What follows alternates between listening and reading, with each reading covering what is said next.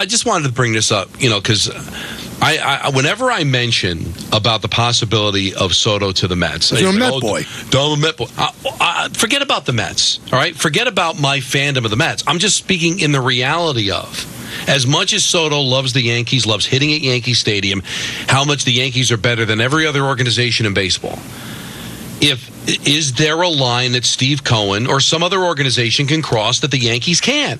And that's all I'm throwing out there. Like, as much as he loves the Yankees and the Yankees offer him $50 and the Mets $60 a year, are you telling me he's going to take that kind of a haircut? Now, if he does, great, good on him. I'll be happy for the Yankee fans if he does that. But I'm just talking in the reality of there's stupid money being spent out there. Steve Cohen's got more money than God. If his organization is embarrassed this year, does he throw sick money at Soto to the point where Hal's already gone on record saying he thinks this isn't sustainable. The money that's being spent isn't sustainable. So if Steve wants to play that game, Michael, I don't think it's good for baseball. As a Met fan, I'm telling you, I don't think it's good for baseball that he could dip into his hedge fund money and throw $700 million at Juan Soto and blow everybody out of the water. I don't think it's good for baseball. The guy, but you tell me, you've gotten to know him. As much as he loves the Yankees, how much of a haircut is he going to be willing to take if sick money's getting thrown at him? I think very few players take haircuts. I just do. So much, and again, I'm not taking a shot at the Yankees. I'm sure why would he want to go to the Mets? They're a dumpster fire. Well, if they offer $10 million more a year, Michael, then I think he probably would go. No? Is it that ridiculous a thought? I said this last week, too. There's no such thing as giving him a blank check. That's not how business works. So, somebody told me this weekend when I was in San Francisco, I was talking with a writer, and they said, well, that's not how David Stearns does things. I don't think he'll allow Cohen to do that. Really? And then David Stearns will be shown the door. If Cohen wants to sign Soto, well, what GM doesn't do things that way when your owner is filthy rich and it's a 26-year-old that's available? Is David Stearns out of his mind? I don't buy that. Hey, listen, I understand how great the Yankees organization is, and I'm sure Soto wants to stay there if everything's equal. But if it turns out not to be equal, how much is that going to change the narrative there? I don't know what Cohen's going to do, but all I said was if he has this amazing MVP season and the Mets finish with 100 losses, and it is a business, you said, after all, right? So you are trying to put people in the seats. You are trying to get attention to your team. Right now, there's no attention on your team. The Mets are irrelevant right now. So if Steve Cohen can write a check to try to solve that problem, do you think he might? Well, let's talk about that when we get back. All right, so we're talking about, something that Don started yesterday, that the better year that Soto has, it might be a better chance that he goes somewhere else. Some people talk about this, and I'm sorry to be so base, but they're really talking out of their backside because none of us know what he's going to do. So we're all just supposing. But I will tell you this. If you don't learn from history, you're doomed to repeat it. Tell me, and take your time, we're here all week, tell me the client that had Scott Boras as an agent that took less from one team than was offered by another team. Tell me the client, because I don't think the client exists. Maybe I've missed one. Maybe you'll come up with one. So I think, and again, Juan Soto has not tipped his hand, except this way. Think about this. He loved playing for the Nationals. He was comfortable there. Mm-hmm. He liked his teammates. He won a championship there. He was told, he's loved by the fans. This is a $440 million contract we're giving you. If you don't accept it, we're trading you. He didn't accept it, and he loved playing there. Okay, now, I believe that he is having the time of his life with the Yankees. He likes his teammates. He has a great rapport with the fan base. He's always playing around with the fans in the bleachers and the right field. See, all of that. I get it. And he's hitting in front of Aaron Judge, which only makes him better. But we just came from San Francisco. The Giants are desperate to sign. The Giants can't give anybody their money. They can't give anybody their money. They're taking their second choices. Every big player they've gone after said no. Aaron Judge could have probably gotten 11 years out of them, but he told Hal Steiner, if you go to 9, I'll take the 9 360 with the Yankees, which is what the Giants offered. They would have gone to 10, maybe 11, but there's a connection with Aaron Judge and the Yankees. If the Giants offer, and by the way, Juan Soto rakes in Oracle Park, if they offer him $60 million a year, and the Yankees offer him 55, and that's over a 15-year contract because he's going to be 26 years old. You think he's leaving that much money on the table? No. If the Mets offer him 60 and the Yankees offer him 50, do you really again, he loves it here. But tell me the Boris client now if the Mets offer $1 million more, Don and Peter, of course, then I think he stays. Yeah. But if it's a great amount, and you can say, well, why don't Yankees do that? Because sometimes it becomes irresponsible too, and the Yankees aren't desperate like the Mets and the Giants are. See, that's the thing is that, listen, you know that Nancy's a Giant fan. And I watched all 3 of those World Series championships with her, and you could not get into the building. It was full every single night on a Tuesday against the Nationals. And now when I turn on a Giants game, this weekend was different with the Yankees being there, Michael, but the place is half empty. Yep. And the team hasn't been that bad. It's just that their championships are over, their stars are gone, Posey's gone, and Belt is gone, and now they're in a transition period, and they're looking to see if they can't fill that building again. And the Mets are in the same situation. How many times did I say? 6 times they've had an attendance of less than 18,000 after just once since they opened Citi Field? Like, it's a problem. And, I'm hearing from people, well, one guy can't change everything. I'm not saying that Soto all of a sudden makes the Mets a competitor. But they're also looking to try to stay relevant.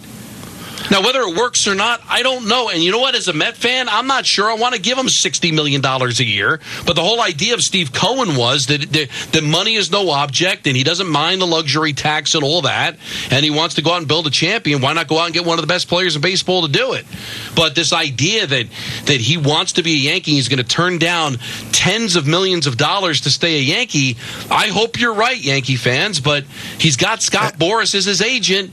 And so that tells me he wants to get as much money as humanly possible. And I would think that there is a point where, dumpster fire or not, he is going to go for the highest dollar. We're in the middle of the Pinstripe Report brought to you by 365. There's another narrative that really gets me too, Don. Well, why would he leave, the glorious situation that is the Yankees and go to a dumpster fire like the Mets? Well, the answer is, if you're a great player and you're an alpha male, you think that you could change things. Now, it's hard in baseball, but if you add Juan Soto to anything, that thing is going to get better because Juan Soto is transcendently great.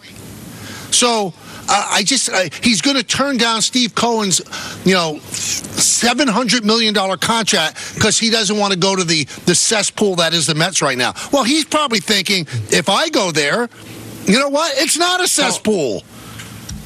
And the idea is to try to get out from under it. And the Mets, as bad as the Mets are, and listen, there is a lot wrong with the New York Mets right now. It's not that long ago. They won 101 games. They went to a World Series in 2015.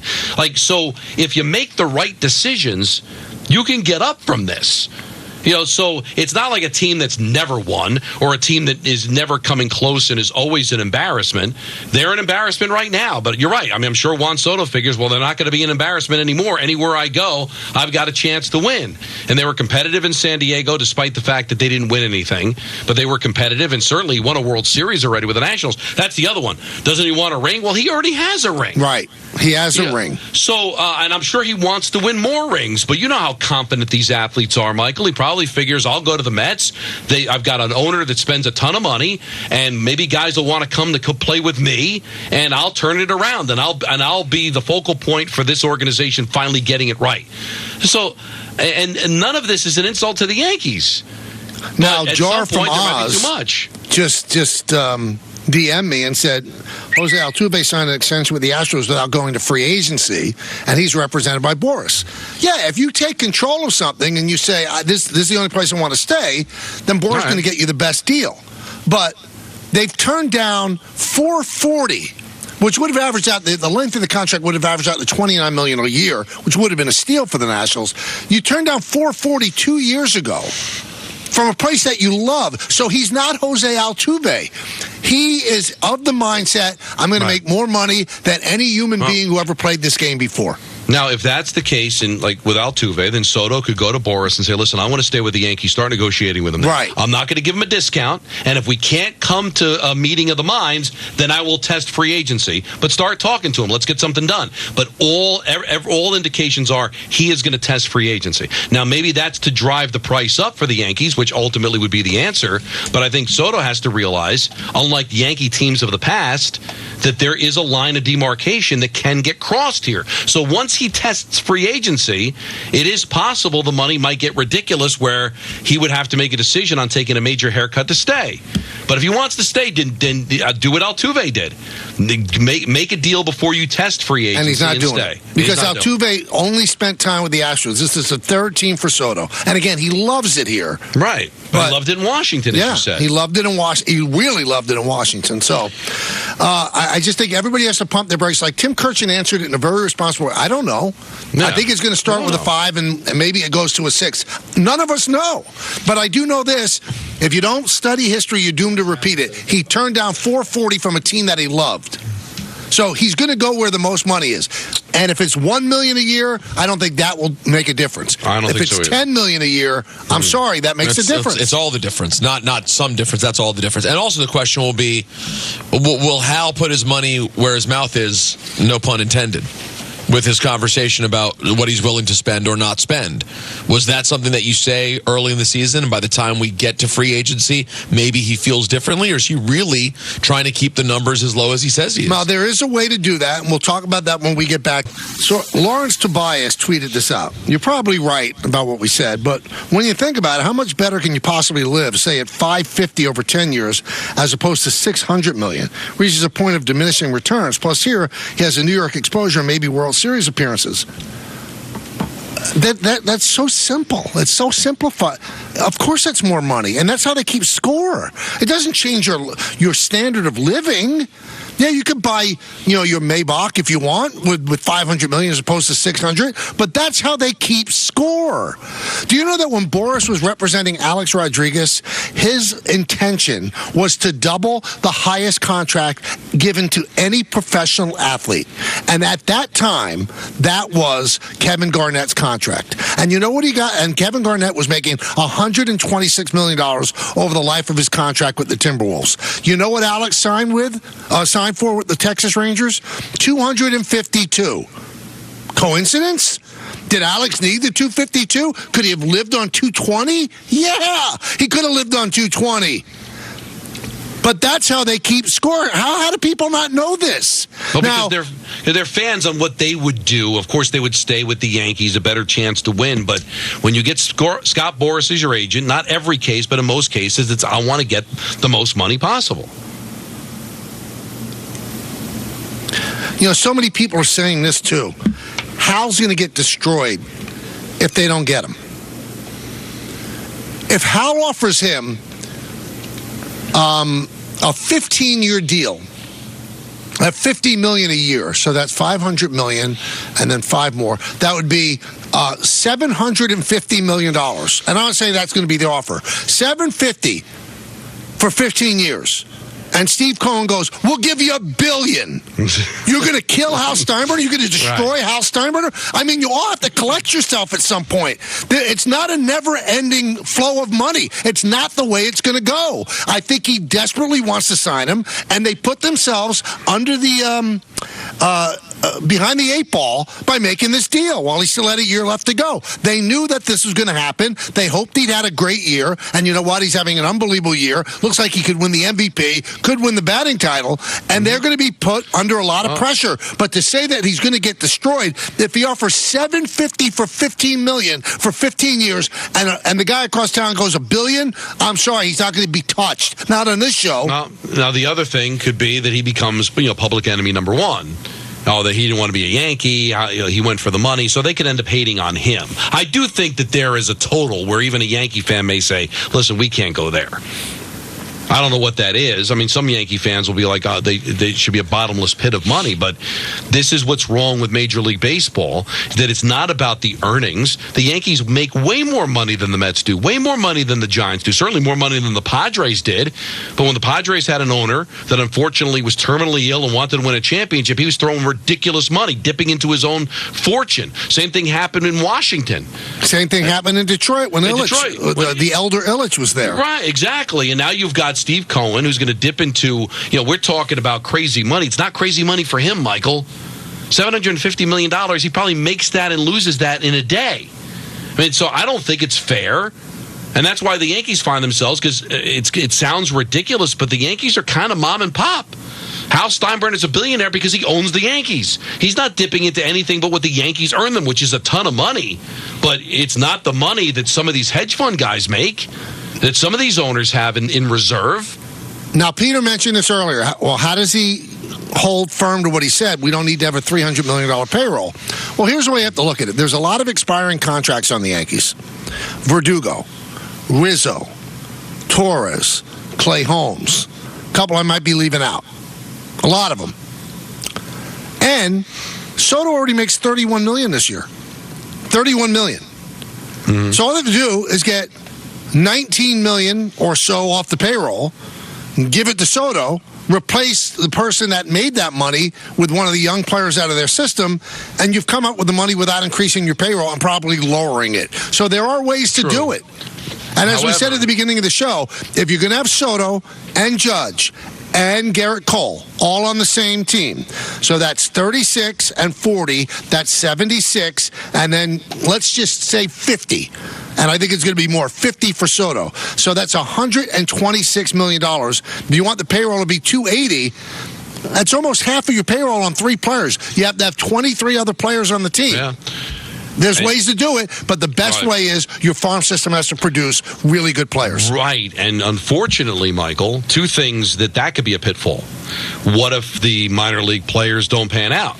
And then the fans are all going to scream, go get this free agent, go get that free agent. And Hal's going to say, well, we can't really afford that because of the money we're locked in on these long-term contracts. The other thing is, if they work out, some of these players will be due to get paid while the contracts are still existing. Like Stanton will be out, but Judge is still going to be getting paid, Cole, and certainly Soto.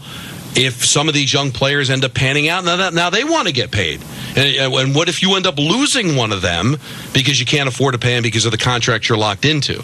So I agree with you, but there are pitfalls with that as well. If they don't work out, or if they do, and you lose them in free agency. Now, I just the Soto thing one more time. This is from Mike. If you want to bore everyone on Twitter, Rip16. Okay, so go to the Giants or the Mets for more money and rarely, if ever, compete for a World Series title. Come on, you see it in every interview and in his interactions with the fans here. It's going nowhere and will be a Yankee for a very long time. Book it. Listen, I'm not hiding it. I love the Yankees. I've loved the Yankees since I was a little boy. The Giants have been a World Series champion more recently than the Yankees. The Mets have been to a World Series more recently than the Yankees. I mean, what are you people saying? Why does it feel like the Yankees are the only team that can compete for a championship? Did you not see the 2 teams that were in the World Series last year? And you're right, San Francisco won 3 times since the last time the Yankees won a World Series. 3 times. Kansas City went to back-to-back World Series. If you get it right, now the Yankees have, sustainability for sure, but I would think Juan Soto believes that if he goes to a team, they've got a chance to be competitive. You make it seem like the Yankees are the only team that have a chance to. San Francisco can't win? Where were you in 2010, 2012, and 2014? Didn't the Giants, Michael, win like 107 games a couple of years ago? Yeah. It's odd to me. And again, every time we argue this, it's like I'm being anti-Yankee. The reality is that there are other teams that can win. The Mets won 101 games a couple of years ago. Now, that they didn't get out of the first round, but they won 101 games, which tells you that if you get it right in a moment, you've got a chance to be competitive and win. The Arizona Diamondbacks played the Texas Rangers last year in the World Series. Listen, if the Yankees go on to win 110 games this year and they win the World Series, it's going to be awfully tough for Juan to pull himself away from here. I get it. But the money will pull him away. And if you think otherwise, you're being delusional. He has Scott Boras as an agent. For what reason? Juan Soto could have Don or Peter as his agent and get a lot of money.